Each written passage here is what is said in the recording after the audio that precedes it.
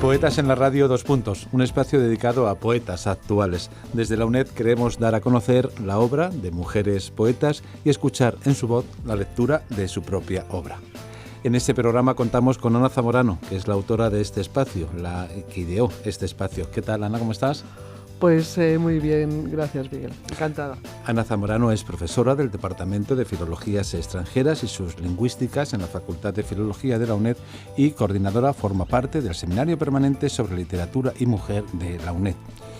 Este espacio no sería el mismo, no sería el que es sin la colaboración de Rosa García Rallego. Rosa, ¿qué tal? Bienvenida de nuevo. Pues buenos días, muchas gracias. Encantada de estar aquí. Rosa García Rallego es profesora del Departamento de Estudios Ingleses en la Universidad Complutense de Madrid. Ha sido directora del Instituto de Investigaciones Feministas de la Universidad Complutense de Madrid, repito también, y es, sobre todo, y quiero recalcarlo, crítica literaria y poeta, con lo cual jugamos con ventaja, por supuesto. En el espacio de hoy, Poetas en la Radio 2 Puntos, tenemos con nosotros como invitada a Rosa Lentini. ¿Qué tal, Rosa? Bienvenida. Hola, ¿qué tal, Miguel? Ana, Rosa, encantada de estar aquí, de verdad. Digo bienvenida y muchas gracias por aceptar esta cita en la radio y en la UNED. Rosa Lentini es poeta, editora, traductora también, y ha estado siempre ligada a la publicación de revistas de poesía desde hace tiempo. Reflexiona sobre el arte y la vida, pero no voy a dar más datos porque lo que le gusta y lo que hace es leer y escribir. Y para introducir en la obra y en las publicaciones de Rosa Lentini tenemos la valiosa colaboración de Rosa García Rallego. Rosa, adelante. Pues Rosa Lentini nació en Barcelona en 1957. Estudió en el Liceo Francés, Instituto Francés, en Barcelona, lo que le permitió estar en contacto desde siempre con las letras francesas. Es poeta, editora y traductora. Fue asimismo miembro fundador de las revistas Asimetría, 1986-88, y Horas de Poesía, 1979-95, en colaboración con su padre, el poeta Javier Lentini. 1979-1995, en colaboración. En esta última revista tradujo a diversos autores como Guillaume Apollinaire, Max Jacob o Pierre Reverdy, entre otros. En 1997, junto al escritor colombiano Ricardo Cano Gaviria, fundó la editorial Igitur, que nos trae a la memoria el poemario de Mallarmé del mismo nombre. Ha sido seleccionada en diversas antologías, entre otras Ellas tienen la palabra, de Noni Venegas y Jesús Munarriz, en 1997, y Di yo, di tiempo, Poetas españolas contemporáneas, en 2005, de la que soy coeditora yo misma. En esta ocasión, el ensayo sobre Rosa Lentini corrió a cargo de la poeta Esther Ramón. También, muy recientemente, ha sido seleccionada en Poéticas del Origen, de Jaime Parra, en 2019. Entre sus traducciones destacamos, independientemente de las de autores franceses e italianos, entre otras, las siguientes de la lengua inglesa: 7 poetas norteamericanas actuales en 1991, que incluye autoras como Denise Levertov, Maxine Cumming o Adrienne Rich.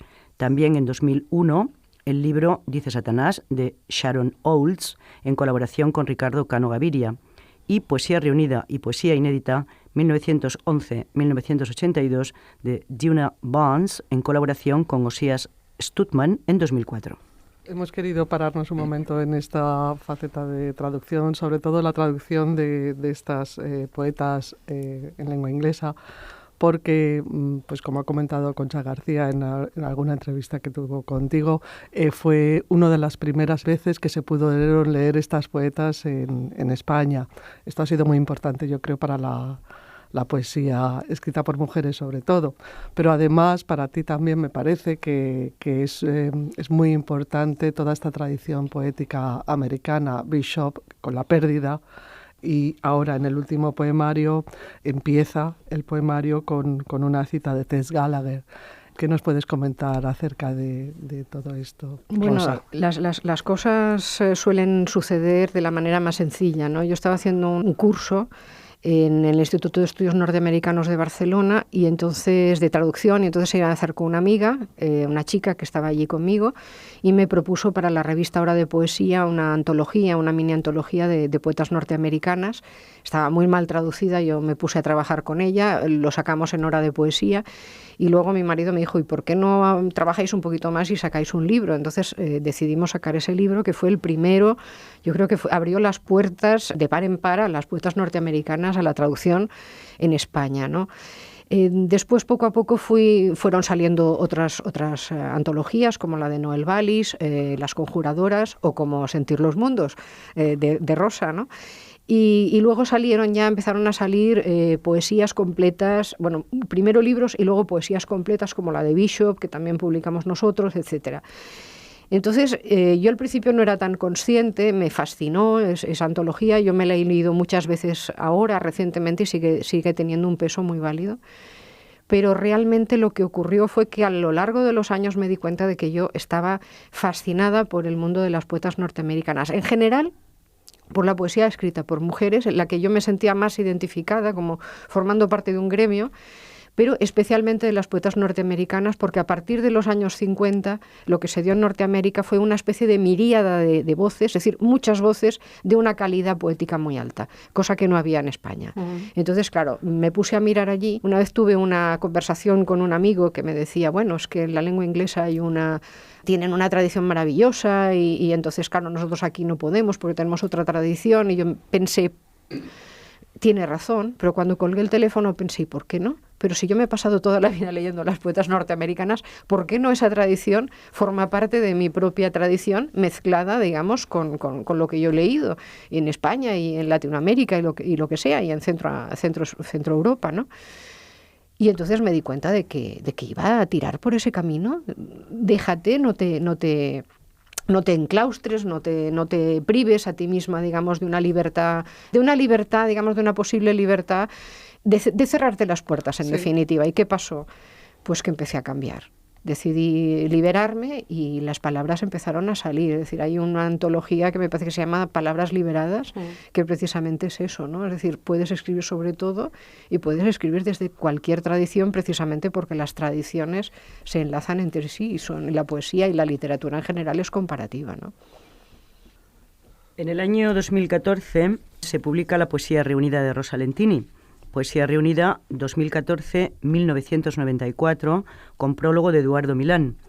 Con una agrupación cronológica inversa, su obra reunida y revisada se propone aquí, pensamos, como algo unificado. La vuelta del verse a sí misma en el versum de la vida, nos dice Eduardo Milán en el prólogo. Es como asimismo afirma Ana Nuño un revivir tus poemas, Rosa, ya que no solo es de ahora a antes este orden cronológico inverso que hemos comentado, sino que hay también una reelaboración de los primeros poemarios publicados. Sí, efectivamente, lo hice al revés porque a partir de Tuvimos, que fue cuando realmente yo decidí liberarme de esa coacción, de lo que, digamos, de muchas coacciones que nosotros creemos que no tenemos pero que están ahí, empecé a darme cuenta de que todos los libros anteriores, al hacer la antología, me estaban pidiendo una revisión, una mirada nueva. Y curiosamente era como si estuviese traduciendo a un poeta que no era yo. Es decir, los poemas me iban hablando y me iban diciendo, pero sí, aquí lo que hay que hacer y hay que decir es esto y esto otro y esto otro. Entonces los fui trabajando. El editor también, Juan Pablo Roa, me ayudó, es decir, y mi marido, por supuesto, que siempre está dándome una mano, que además es escritor y un magnífico escritor. Y entonces fue cuando decidí reescribir y prácticamente lo reescribí todo. Entonces me di cuenta de que tenía que hacer la poesía reunida desde ahora hacia atrás. Y entonces cobraba un sentido distinto. Sí, es interesante. Bueno, al hilo de lo que comentaba Rosa de tu poesía como reescrita y que estamos comentando, ¿no? Ana Nuño también comenta un poco que es una característica muy particular tuya, ¿no? Este atrevimiento de volver e indagar y en fin, y me ha gustado mucho una idea que ella propone de la máscara, ¿no? Que siempre parece que la poesía al uso, nos dice ella, que de alguna manera es como para que permanezca, ¿no? Esa idea de permanencia que en tu aproximación poética no existe. Entonces el tiempo deja de ser, el tiempo es importante porque lo cambia todo, ¿no? O sea, el yo de ahora no es el mismo yo, ¿no? Un poco al hilo de lo que estás comentando. Claro, bueno, por una parte está la idea de la máscara, que es un poco, digamos, hay que escribir con las vísceras, pero no mostrar las vísceras, es decir, no tiene que ser una poesía completamente confesional. El momento en que tú pasas por la parte poética, lo conviertes en máscara, es decir, lo conviertes en un yo lírico, que no es exactamente el yo real, son dos cosas distintas y esto a veces no se piensa bien, ¿no? Pero por otra parte, digamos, el ver el pasado y entenderlo como algo que todavía nos está afectando es una manera de revisitar el pasado para reposicionar el yo. Esa reposicionamiento, digamos, del yo, lo que hace prácticamente es ayudarnos a vivir, a seguir viviendo, a sobrevivir, digamos, ¿no? Porque la poesía, en cierto modo, vivimos para escribir, pero también escribimos para vivir. 3 títulos agrupados en esta Poesía Reunida 2014. Hablando de objetos rotos, Linaje río abajo y El fin y el origen. En el primero, Hablando de objetos rotos, se halla el último poemario de la Poesía Reunida, Tuvimos, del 2013, que es la memoria vuelta hacia la infancia, a toda la familia y a su pérdida, abuelos, abuelas, la madre, el hermano y el padre. Leemos algunos fragmentos. De la boca de Mahalia Jackson leemos este fragmento. He salido rápido como un corredor de fondo, acelerando a la entrada del parque, levitando casi a la altura del lago a grandes zancadas ardientes en la avenida, bajo las copas de los árboles en flor, antes del primer baile juntos, cuando al otro lado de las alambradas que ribetean el camino, a la espalda de los carcomidos bancos de madera listada, él salía de entre los setos, el cabello revuelto y las rodillas arañadas, en las manos un balón de color calabaza, y ella intercambiaba con una amiga cromos y cotilleos envilenciendo en el musgo sus cortas calzas de niña. Y también leemos de Sobre la tarima. Si de la boca de la chistera negra de mi hermano sale por sorpresa el brillante cuerpo de un conejo blanco, mi madre abre enormemente la suya. De Hablando de objetos rotos, leemos: teñida de lodo, tan ajena en sus últimos meses de vida, la cabeza de mi padre asoma bajo bolsas de desperdicios, abandonada en el asfalto tras su larga enfermedad, sin un cuerpo que la sostenga, ensartada en un alambre, como un hombre planta de Odilon Redón, con un semicírculo de piedras parecido a una mandíbula de castradores dientes cerrándose sobre su garganta. Así, de esta manera, se va materializando el recuerdo de este ambiente familiar en las premisas, la primera parte de Tuvimos, evocación o recuerdo presidido siempre por la memoria, en una secuencia poética que se aproxima mucho a la prosa, a la narración descriptiva, aunque, como ha señalado José Ángel Cilleruelo, hay también alegoría en el tratamiento de las relaciones familiares, y esto permite al lector que abandone los datos familiares concretos y recree otras interpretaciones, desde la sociológica hasta la metafísica. Porque Tuvimos encarna la voz de los hijos indefensos frente a los padres ensimismados, una metáfora en carne viva de lo que tal vez sean muchas adolescencias y juventudes de hoy, tantísimos conflictos familiares y quizá la sociedad misma, afirma Cilleruelo, y todo ello tratado casi siempre con una perspectiva de presente, o como afirma Laura Giordani, el tiempo colapsa y se miran de frente presente y pasado, así en este fragmento. De recuerdo del hombre tras la puerta. Tuvimos, habríamos tenido, 2 tiempos verbales en la historia dividida de las familias, la espiral de los hijos que baila su triste vals sobre ellas, escucha esa música, muro, escúchala. Habría que añadir que, como ha señalado Rafael Suárez, Rosa Lentini incorpora aquí personajes y momentos mitológicos, además de otros escogidos de la literatura clásica y griega, Casandra, Minos, Teseo, Hécate, Ícaro y algunos otros, para reforzar y quizá mostrar el aura de tragedia que dimensiona su propia historia. Rosa es el pasado, dicho también en presente, de manera contenida, sobria, sin nostalgia, con distancia, honestidad. Es muy significativo este tuvimos, habríamos tenido en cursiva del último poema leído. Rafael Suárez ha destacado también la importancia del psicoanálisis, Freud, Jung, a la hora de llevar a cabo esta evocación del pasado dicha en presente, que venimos comentando. ¿Qué nos puedes decir de todo esto? Sí, Rafael hizo una crítica maravillosa y muy larga Rafael, hay que decir que era un maravilloso crítico. Él se entusiasmó con ese libro y vio la parte, digamos, una de las partes más evidentes, pero al mismo tiempo que no todo el mundo lo ha tocado, ¿no? Que es la parte del psicoanálisis. El psicoanálisis, digamos, es una vuelta sobre sí mismo, digamos, pero por un camino un poquito más largo, un poco distinto.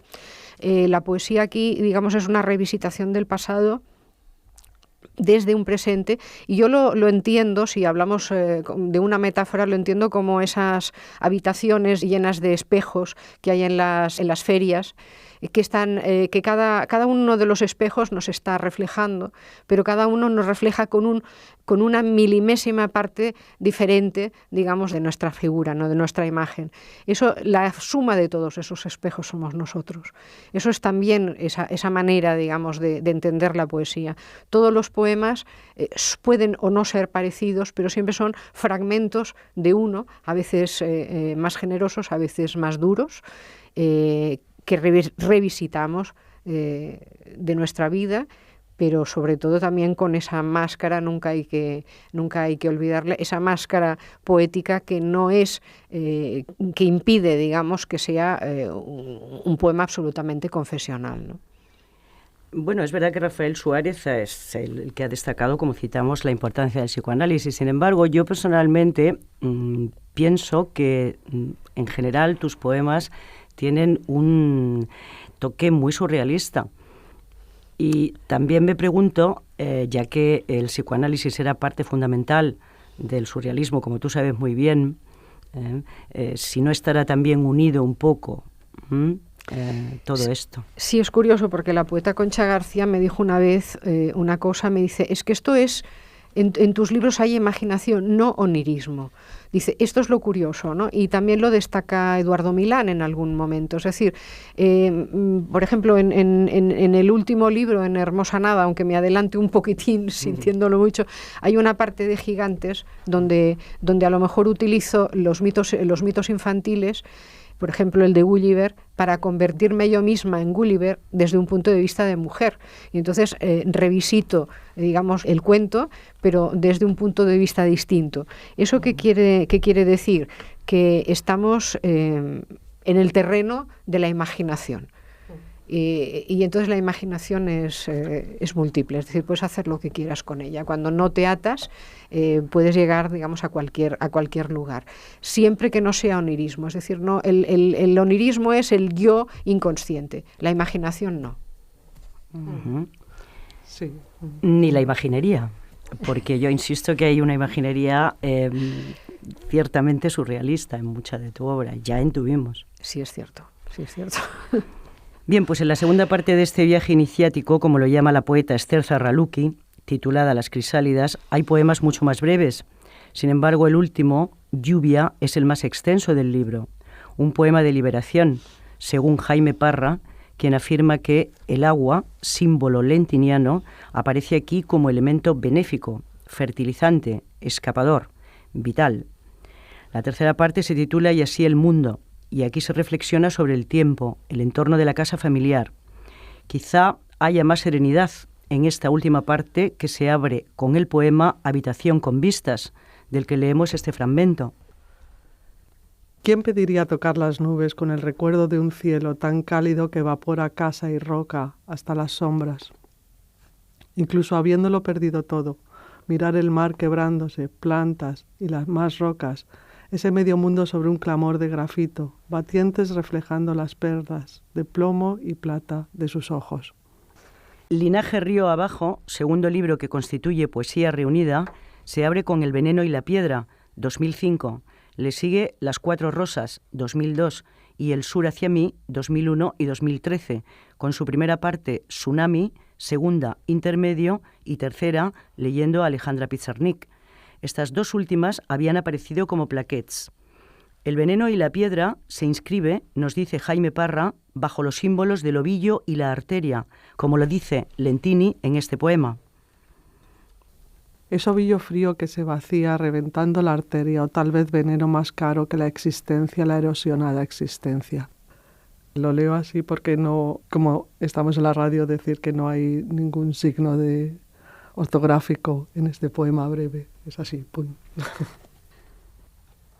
Decir dos cuerpos, patria en el otro talle que hinca como una bandera, una rara imagen y así el aliento y el peso, el veneno y la piedra. Las 4 rosas, la rosa de piedra, verano fuego, la rosa de los vientos, otoño aire, la rosa de hielo, invierno agua y la rosa de ceniza, primavera tierra.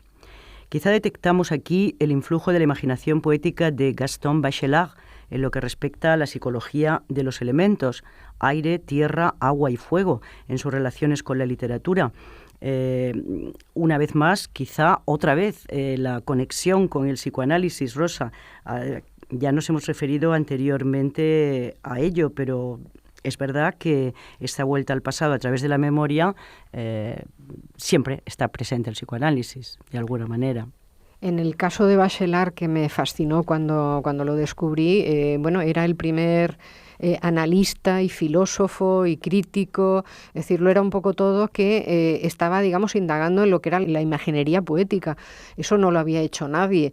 Y entonces, claro, yo compré absolutamente todas sus obras y fui leyendo una por otra porque me fascinó, ¿no? Realmente empecé a entender, yo creo que es fundamental para cualquier poeta leer a Bachelard, porque empecé a entender la poesía desde puntos de vista no críticos, no analíticos, sino algo más. Eso es lo que tiene Bachelard. Entonces, él no se aparta de la parte poética.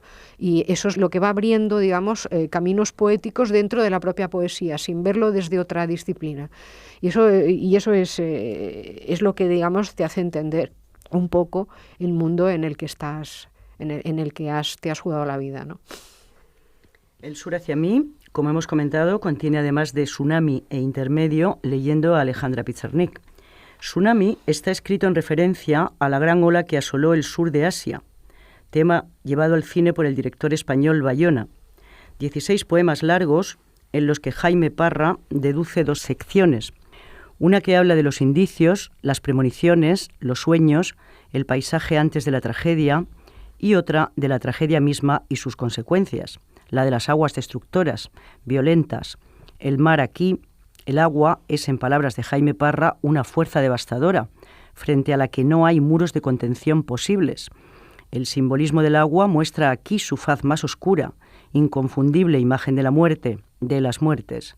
Una especie de iniciación, en palabras de Cano Gaviria, que en el imaginario de la poeta se presenta bajo la forma del viaje, de la travesía, tras la cual viene el descanso, la paz o el equilibrio. Efectivamente, vemos que el libro se cierra con el poema El ave, poema en el que Ricardo Cano Gaviria ha asociado al ave, una garza, con la paloma del Arca de Noé tras el diluvio, apuntando hacia un símbolo de esperanza. La vida comienza de nuevo.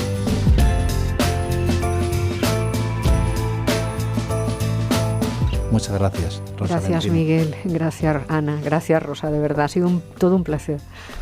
No, pues gracias a vosotras y nos vemos en otra ocasión. Rosa García Rallego, Ana Zamorano y nuestra invitada, Rosa Lentini. Un placer.